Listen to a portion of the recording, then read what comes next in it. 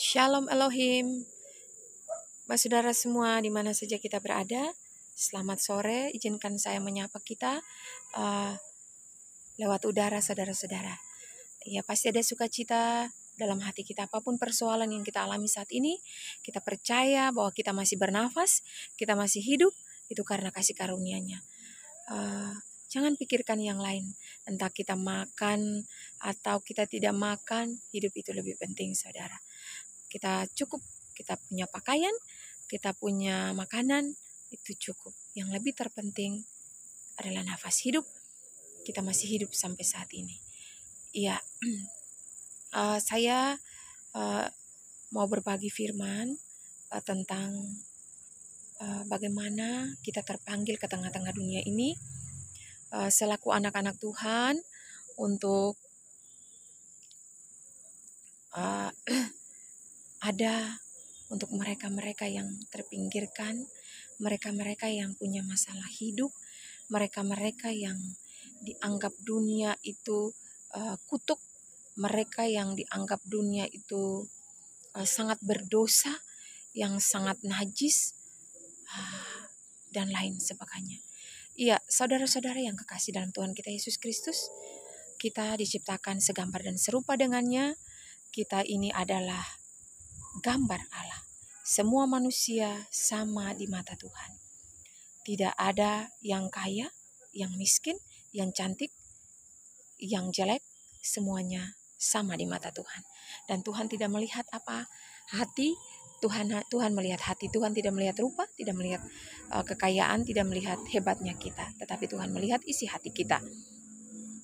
Iya, saudara-saudara yang kekasih dalam Tuhan kita Yesus Kristus, saya mau mengingatkan kita, Bapak Ibu di mana saja kita berada, kita ini adalah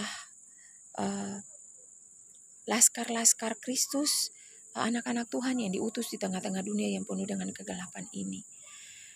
Di dalam dunia ini banyak persoalan dan banyak masing-masing orang itu punya masalah sendiri-sendiri saudara. Punya proses hidup itu berbeda-beda.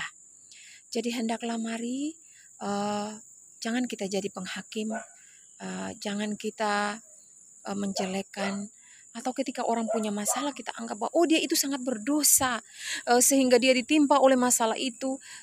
Dan itu kenyataan saudara-saudara. Dan saya mengalaminya.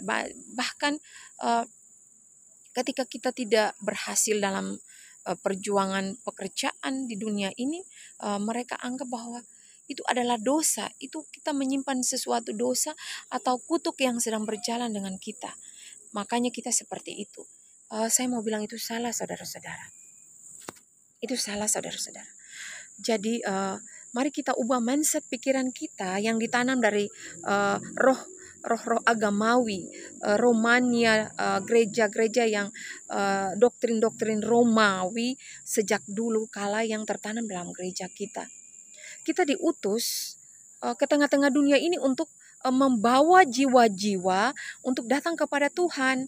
Anak-anak Tuhan yang punya masalah, apapun masalahnya, mari kita rangkul mereka. Kita jangan anggap mereka itu hina, kita anggap mereka itu tidak bisa berkawan dengan kita. Tidak, kita diutus untuk orang-orang itu karena Yesus sendiri datang untuk orang yang sakit. Sakit ini adalah orang berdosa. Tidak ada orang sehat yang memerlukan tabib dan dokter kan? Tetapi orang sakit, orang yang punya masalah, orang-orang yang berdosa. Kita tidak tahu apa persoalan mereka sehingga mereka seperti itu. Apa yang menjadi gumulan kerinduan hati mereka? Apa yang menjadi latar belakang persoalan mereka? Ya, karena itu saudara-saudara, marilah jangan kita menjudge seseorang dengan mulut kita sehingga kita menjadi penghakim dan akhirnya kita jatuh dalam dosa. Tetapi mari kita merenung kehidupan kita. Untuk apa kita ditaruh di tengah-tengah dunia ini? Untuk apa saya diciptakan? Untuk apa Bapak, Ibu, dan Saudara diciptakan? Ya, untuk orang-orang di luar sana yang memerlukan, entah itu orang yang kekurangan pakaian, orang yang kekurangan, yang tidak punya tempat tinggal, orang-orang yang bermasalah, orang-orang banyak orang-orang yang perlu ditolong. Dan kata Tuhan, ketika engkau melihat salah satu dari mereka yang hina itu, maka engkau melayani aku. Jadi saudara-saudara, ketika orang punya masalah, janganlah kita cepat-cepat menjudge orang itu. Oh, dia ini seperti ini, dia ini tukang begini, dia ini. Ya memang dia pernah begitu, tetapi ya masa lalu orang jangan kita ingat-ingat, saudara. Misalnya dia ini dulu pernah menipu, dia ini dulu pernah mencuri, dia ini dulu pernah berselingkuh atau lainnya. Jangan, saudara-saudara. Tuhan Yesus ketika mengampuni, ia tidak mengingat-ingat lagi. Kalau misalnya kita menjudge seseorang dan mengingat-ingat masa lalunya, maka kita seperti iblis. Kita menjudge seseorang, meneror orang, dan kita tidak membangun imannya, tetapi kita menjatuhkannya, membuat karakternya itu hancur. Jadi mari saudara-saudara, kita diutus di tengah-tengah dunia ini untuk mereka seperti itu.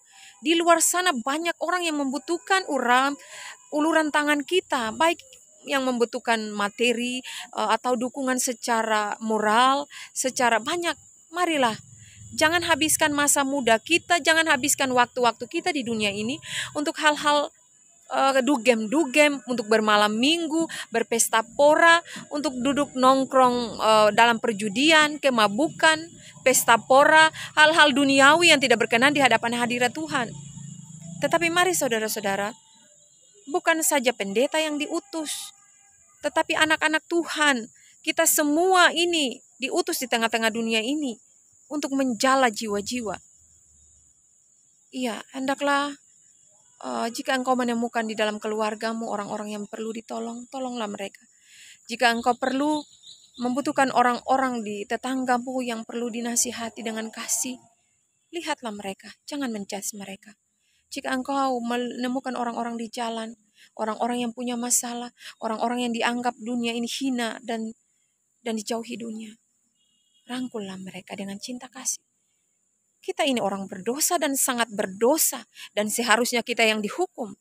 Tetapi karena Tuhan begitu mencintai kita, ia rela. Ia yang menanggungnya di tiang kayu salib.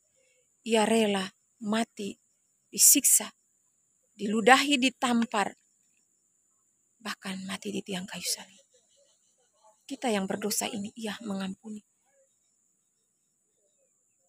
Bagaimanakah dengan kita, saudara-saudara? Bagaimanakah dengan kita?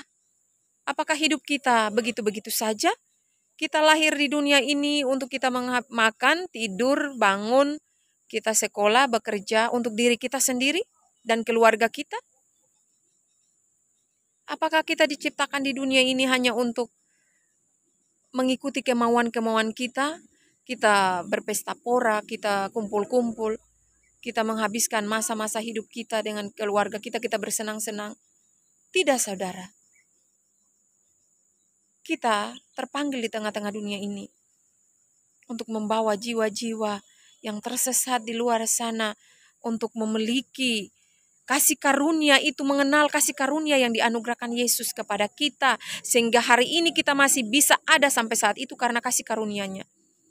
Karena itu orang-orang di luar sana belum mengenal siapa Yesus. Orang-orang di luar sana tidak tahu. Justru bagaimana mereka harus tahu? Dari mana? Dari kita. Jangan kita hanya Kristen KTP dan kita setiap hari ke gereja sebagai suatu acara seremonial. Setiap hari Minggu kita ke gereja. Tetapi kita tidak menjadi pelaku-pelaku firman. Kita tidak menjala jiwa-jiwa di luar sana, tidak membawa orang-orang yang terhilang, orang-orang yang dipinggirkan, orang-orang yang dianggap dunia ini tidak penting, orang-orang yang hina di mata dunia ini. Mari saudara-saudara, di mata Tuhan tidak ada agama Kristen, tidak ada agama Islam, tidak ada agama-agama yang lain. Tetapi kita semua satu, keturunan Adam dan Hawa. Kita adalah makhluk yang diciptakan Tuhan segambar dan serupa dengannya. Karena itu, muliakanlah Tuhan dengan hidupmu, dengan tubuhmu, dengan jiwamu, dengan nafas hidupmu yang dianugerahkan saat ini. Ini detik-detik terakhir. Bertobatlah saudara jika saat ini saudara-saudara menghabiskan waktu percuma, terutama anak-anak muda. Jangan biarkan engkau tergoda oleh kenyamanan dan kenikmatan duniawi yang ditawarkan iblis yang bersifat sementara. Tetapi tinggalkan semuanya itu. Berbaliklah. Biarlah di masa muda ini engkau dipakai Tuhan untuk membawa jiwa-jiwa di detik-detik terakhir ini. Sebab kengerian akan segera berdiri di tengah-tengah dunia ini. Kengerian yang dahsyat, yang mendalam, ratap tangis, penyesalan yang luar biasa. Renungkanlah itu saudara. Masing-masing kita, biarlah kita menjadi pelaku-pelaku firman. Kiranya Tuhan Yesus menolong kita untuk kita menjadi pelaku firman. Haleluya, haleluya. Haleluya, haleluya. Haleluya, haleluya. Haleluya, haleluya. Amin.